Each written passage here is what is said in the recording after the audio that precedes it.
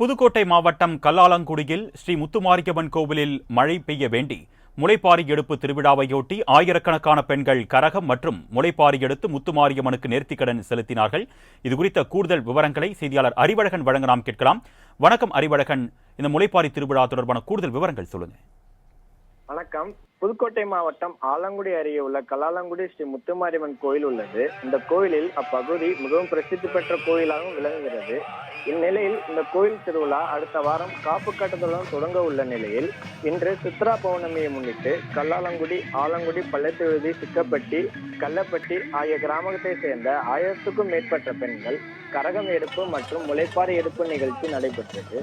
குறிப்பாக திருநங்கைகள் கடந்த 9 தினங்களாக விரதம் இருந்து வந்து முளைப்பாரி பயிரிட்டு கரகத்திற்கு அலங்காரம் செய்து வைத்திருந்த நிலையில் கல்லாலங்குடி ஸ்ரீ முத்துமாரியம்மன் கோயிலில் இருந்து கரகம் மற்றும் முளைப்பாரி எடுத்து சென்ற 1000க்கும் மேற்பட்ட பெண்கள் மேலதாளங்கள் முழங்க கும்மி எடுத்தும் குலவையிட்டும் முளைப்பாரியில் தலையில் சுமந்து ஊர்வலமாக எடுத்து சென்று ஸ்ரீ முத்துமாரியம்மன் கோயில் முன்பாக வைத்து வழிபாடு நடத்தி தங்களின் வேண்டுதல் நிறைவேற்றினர்.